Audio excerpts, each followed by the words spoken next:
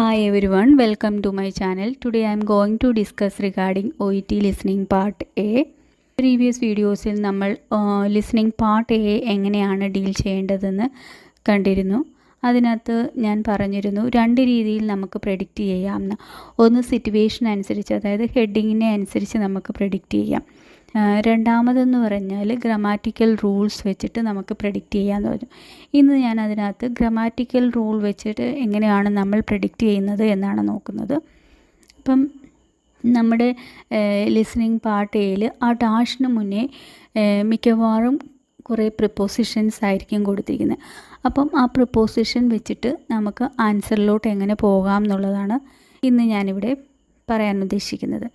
First ഞാൻ എടുത്തിരിക്കുന്നത് ഓഫാണ്. ഓഫ് എന്ന് പറയുന്ന പ്രിപ്പോസിഷൻ നമ്മുടെ ലിസണിങ്ങിൽ ഒരുപാട് കാണുന്ന ഒരു പ്രിപ്പോസിഷനാണ്. മിക്ക ഡാഷിൻ്റെ മുന്നിലും നമുക്ക് ഈ ഓഫ് എന്ന പ്രിപ്പോസിഷൻ കാണാം. ഈ ഓഫ് എന്ന പ്രിപ്പോസിഷനാണ് വരുന്നത് എങ്കിൽ നമുക്കവിടെ നമ്മുടെ ആൻസർ ഒരു നൗണോ അല്ലെങ്കിൽ ഒരു വെർബോ ആയിരിക്കും.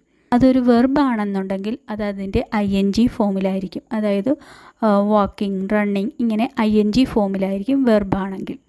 അപ്പം ഒന്നുകൂടെ പറയാം, ഓഫാണ് നമ്മുടെ ഡാഷിന് മുമ്പിലുള്ള വേർഡ് എന്നുണ്ടെങ്കിൽ നമ്മുടെ ആൻസർ എന്ന് പറയുന്നത് ഒരു നൗണോ അല്ലെങ്കിൽ ഒരു വെർബ്, അത് അതിൻ്റെ ING ഫോമിലോ ആയിരിക്കും. നമുക്ക് രണ്ട് എക്സാമ്പിൾ നോക്കാം. Diagnosis of dash. അപ്പം അവിടെ ഒരു നൗൺ ആണെന്നുണ്ടെങ്കിൽ ഡയഗ്നോസിസ് ഓഫ് കൊളൈറ്റിസ്, അല്ലെങ്കിൽ ഏതെങ്കിലും ഒരു ഡിസീസ് കണ്ടീഷൻ്റെ പേരും. ഇപ്പം ഒരു എന്തിൻ്റെയെങ്കിലും പേരിനെയല്ലേ നമ്മൾ നൗൺ എന്ന് പറയുന്നത്. അടുത്തതെന്ന് പറയുമ്പോൾ gets feeling of dash in the year. അപ്പം ഇവിടെ നമ്മൾ പ്രതീക്ഷിക്കുന്നത് ഒരു വെർബ് പ്ലസ് ING ആണ്. അപ്പം നമ്മുടെ ആൻസറായിട്ട് വരുന്നത് റിങ്ങിങ് in the ear. Gets feeling of dash in the ear, റിങ്ങിങ് ഇൻ ദ ഇയർ. ഇങ്ങനെയാണ് ഓഫ് വന്നു കഴിഞ്ഞാൽ ഒന്നുകിൽ നൗണോ അല്ലെങ്കിൽ വെർബ് അതിൻ്റെ ING ഫോമിലോ ആയിരിക്കും. രണ്ടാമത്തതെന്ന് പറയുമ്പോൾ ടു ആണ് നമ്മുടെ ഡാഷിന് മുമ്പിലായിട്ട് വരുന്നത് എങ്കിൽ അവിടെ ഒരു 2 plus noun or 2 plus V1, അതായത് വെർബിൻ്റെ ഫസ്റ്റ് ഫോം ആയിരിക്കും വിത്തൗട്ട് എസ്. നമുക്ക് എക്സാമ്പിൾ നോക്കാം. Tries to dash something else. Answer focus. Tries to focus something else. Focus എന്ന് പറയുമ്പോൾ അവിടെ ഒരു നൗണാണ് നമുക്ക് ആൻസറായിട്ട് കിട്ടിയത്. രണ്ടാമത്തേതെന്ന് പറയുമ്പോൾ problems faced to dash with people. ഇപ്പം ഇവിടെ നമ്മുടെ ആൻസറായിട്ട് വന്നത് ഇൻട്രാക്ട്. ഇൻട്രാക്ട് എന്ന് പറയുമ്പോൾ വെർബിൻ്റെ ഫസ്റ്റ് ഫോമാണ്. അപ്പം നമുക്കറിയാമല്ലോ, ടു കഴിഞ്ഞിട്ട് ടു ഗോ എന്നാണ് നമ്മൾ പറയുക, അല്ലേ? ടു ഗോസ് എന്ന് പറയത്തില്ലല്ലോ. അപ്പം വെർബിൻ്റെ ഫസ്റ്റ് ഫോമായിരിക്കും എപ്പോഴും ടു കഴിഞ്ഞിട്ട് നമുക്ക് കിട്ടുക. അപ്പം 2 plus noun or 2 plus V1. ഞാൻ പറയുന്നത് നിങ്ങൾക്ക് മനസ്സിലാവുന്നു എന്ന് കരുതുന്നു. നിങ്ങൾക്ക് എൻ്റെ വീഡിയോസ് ഇഷ്ടപ്പെടുകയാണെങ്കിൽ ഒന്ന് ലൈക്ക് ചെയ്യുകയും കമൻറ്റ് ചെയ്യുകയും ഷെയർ ചെയ്യുകയും സബ്സ്ക്രൈബ് ചെയ്യുകയും ചെയ്യുക. അടുത്തതായിട്ട് നമുക്ക് ഫോർ നോക്കാം. 4 എന്ന് പറയുമ്പോൾ വേണ്ടി എന്നുള്ളൊരർത്ഥം വരുന്നത്. അതിന് രണ്ട് രീതിയിൽ വരാം. 4 പ്ലസ് വാട്ട് എന്നും വരാം, 4 പ്ലസ് വെൻ എന്നും വരാം. അപ്പം 4 പ്ലസ് വാട്ട് എന്നോ വെൻ എന്നോ നമുക്ക് പ്രെഡിക്റ്റ് ചെയ്യാം. അപ്പോൾ സർജറി ഫോർ ഡാഷ് എന്ന് കിടക്കുമ്പോൾ സർജറി എന്തിനു വേണ്ടിയായിരുന്നു എന്നുള്ളത്, സർജറി ഫോർ നീ റീപ്ലേസ്മെൻറ്റ്. അപ്പം രണ്ടാമത്തേത് experiencing job pain for dash for the past 6 months. എത്ര നാളായിട്ട് എന്നുള്ള ഇതിന് വേണ്ടിയിട്ട് experiencing job pain for dash for the past 6 months. അപ്പോൾ 4 plus what or 4 plus when ഒരു ടൈമിനെയോ അല്ലെങ്കിൽ എന്തിനു വേണ്ടിയായിരുന്നു എന്നുള്ള രീതിയിലോ നമുക്ക് 4 കണ്ടു കഴിഞ്ഞാൽ നമുക്ക് പ്രെഡിക്റ്റ് ചെയ്യാം. അടുത്തതെന്ന് പറയുമ്പോൾ preposition of time and place. ഈ 3 പ്രിപ്പോസിഷനും വന്നു കഴിഞ്ഞാൽ ഒന്നുകിൽ അവിടെ ഒരു ടൈമോ അല്ലെങ്കിൽ അവിടെ ഒരു പ്ലേസ്, ഒരു ലൊക്കേഷനെയോ കാണിക്കാൻ വേണ്ടിയിട്ടാണ് ഈ പ്രിപ്പോസിഷൻസ് യൂസ് ചെയ്യുന്നത്. അപ്പം ഇന്നാണെങ്കിൽ നമുക്ക് നമ്മൾ എവിടെയാണ് നമ്മൾ റൈറ്റിങ്ങിനകത്തൊക്കെ എഴുതുന്നതല്ലേ, ഇന്നിൻ്റെ കൂടെ നമ്മൾ ഇയറും മന്തുമാണ് ചേർക്കുന്നത്. ഓണിൻ്റെ കൂടെ ആണെങ്കിൽ ഡേയും ഡേറ്റും, പിന്നെ അറ്റ്. ഇനി നമുക്ക് ഇന്ന് നോക്കാം. Intense pain in dash. ഇന്നെന്ന് പറയുമ്പോൾ ഉള്ളിൽ എന്നുള്ള ഒരു മീനിങ്ങിലാണ് നമ്മൾ ഇന്ന് പറയുമ്പോൾ. Intense pain in the lower abdomen.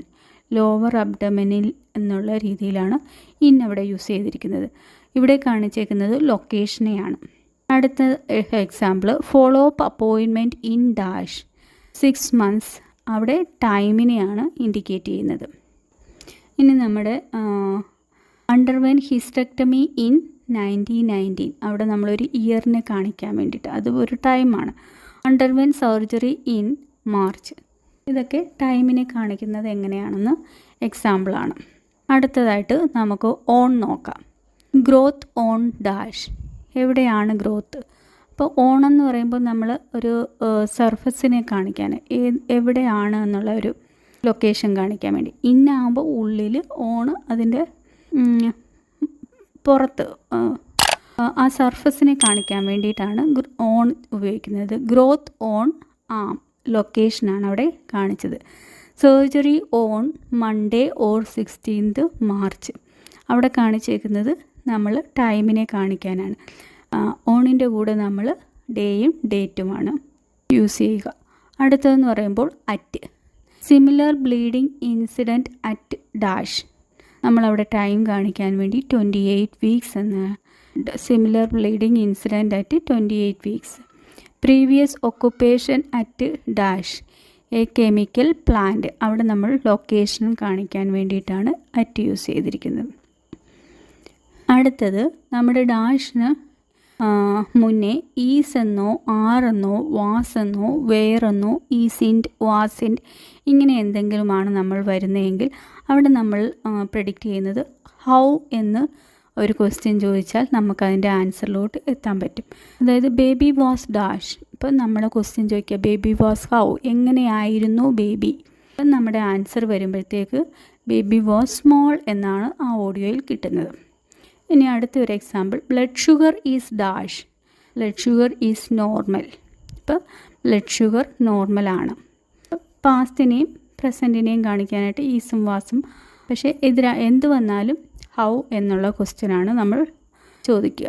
അപ്പം നമ്മുടെ ആൻസറിലോട്ട് എത്താൻ പറ്റും. അടുത്ത ഒരു ഇത് എന്ന് പറഞ്ഞാൽ ഡിഫിക്കൽട്ടി. ഇത് മിക്ക ലിസണിങ് മെറ്റീരിയലിലും കാണുന്ന ഒരിതാണ്. ഡിഫിക്കൽട്ടി വിത്ത് എന്നും വരാറുണ്ട്, ചില സമയത്ത് ഡിഫിക്കൽട്ടി എന്നും വരാറുണ്ട്. ഡിഫിക്കൽട്ടി വിത്ത് ആണെന്നുണ്ടെങ്കിൽ നമ്മുടെ ആൻസർ എന്ന് പറയുന്നത് ഒരു വെർബ് പ്ലസ് INGയോ അല്ലെങ്കിൽ ഒരു നൗണോ ആവാം. ഡിഫിക്കൽട്ടി വിത്ത് ആണെങ്കിൽ വെർബ് പ്ലസ് INGയോ ആവാം, അല്ലെങ്കിൽ നൗണോ ആവാം. അതേസമയം ഡിഫിക്കൽട്ടി എന്നാണെന്നുണ്ടെങ്കിൽ നമ്മുടെ ആൻസർ എന്ന് വെച്ചാൽ ഓൾവേസ് അവർ answer will be in the ING form. For example, difficulty with balance. അപ്പം വിത്തിൻ്റെ കൂടെ അവിടെ നൗണാണ് വന്നത്. Difficulty with balance. വിത്താണെങ്കിൽ നൗണോ ING ഫോമോ വെർബ് പ്ലസ് INGയോ വരാം. അതേസമയം ഡിഫിക്കൽട്ടി എന്ന് മാത്രമേ ഉള്ളെങ്കിൽ നമ്മുടെ ആൻസർ എപ്പോഴും ഒരു ING ഫോമിലായിരിക്കും. എക്സാമ്പിൾ കൊടുത്തിട്ടുണ്ട്. ഡിഫിക്കൽട്ടി ഡാഷ് എന്നാണെങ്കിൽ ഡിഫിക്കൽട്ടി സ്ലീപ്പിംഗ്, ഡിഫിക്കൽട്ടി സ്വോളോയിങ്. അങ്ങനെയാണ് നമ്മുടെ ആൻസർ വരിക. ഇത് നിങ്ങൾക്ക് ഉപകാരപ്രദമായി എന്ന് ഞാൻ കരുതുന്നു. എന്തെങ്കിലും നിങ്ങൾക്ക് ഡൗട്ട് ഉണ്ടെങ്കിൽ എൻ്റെ വീഡിയോയുടെ അടിയിൽ കമൻറ്റ് ചെയ്യാവുന്നതാണ്. Thank you.